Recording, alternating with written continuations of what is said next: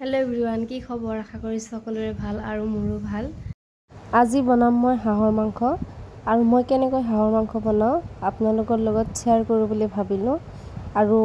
কেনেকৈ বনাম মই তাকে চাবচোন আপোনালোকে গাইস এয়া হৈছে হাঁহৰ মাংস ইয়াতে দুটা হাঁহৰ মাংস আছে আৰু মই হাঁহ দুটা ধুনিয়াকৈ বাছি কুটি এনেকৈ ৰাখিছো কেৰাহীত এতিয়া মই পিয়াজ দি এনেকৈ অলপ সময় ভাজি লম ব্ৰাউন কালাৰ হোৱালৈকে গাইস এতিয়া মোৰ পিয়াজখিনি ভজা হৈ গৈছে ইয়াতে নিমখ আৰু হালধি গুৰি দিম দি আকৌ ধুনিয়াকৈ লৰাই চৰাই লম তাৰ পিছত এনেকৈ মই মানে ভালদৰে লৰাম আৰু আপোনালোকে লৰাব যদি হালধিখিনি তেলৰ তলত পৰি যায় কিন্তু জ্বলি যাব পাৰে কাৰণে ভালদৰে লৰাই চৰাই লব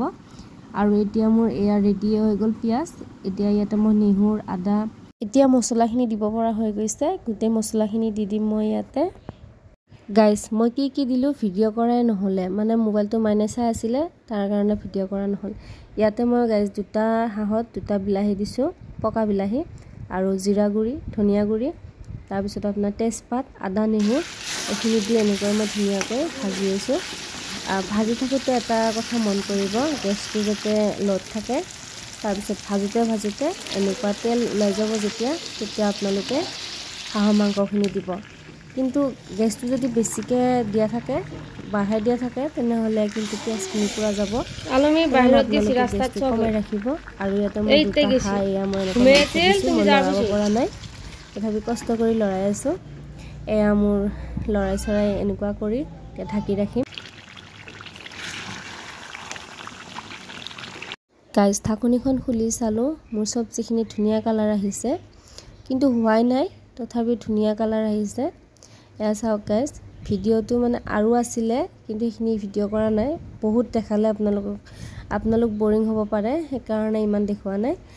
কাটি অলপ 3 মিনিটত ক্লিয়াৰ কৰিছো 3 মিনিটত তো এখন সবজি নহয় কিন্তু তথাপি মই 3 মিনিটত ভিডিওটো কমপ্লিট কৰিছো গাইস এয়া মোৰ সবজি এতিয়া হৈ গৈছে এতিয়া ইয়াতে মই গৰম মছলা দিম গৰম মছলা দি ধুনিয়াকৈ লাৰি চাৰি আকৌ অকমান সময় হ'বলৈ দিম এতিয়া মই ঢাকনি নলগাও ধুনিয়াকৈ মই এনেকৈ লাৰি থাকিম লাৰুতে মোৰ একদম সবজিখিনি কালাৰটো বহুত ধুনিয়া হৈ যাব গাইস এ চাই আছে নহয় মোৰ সবজিখিনি কালাৰ কেনেকুৱা হৈছে যেনেকুৱা কালাৰ তেনেকুৱা সোৱাদ গাইস বহুত টেস্টি হয়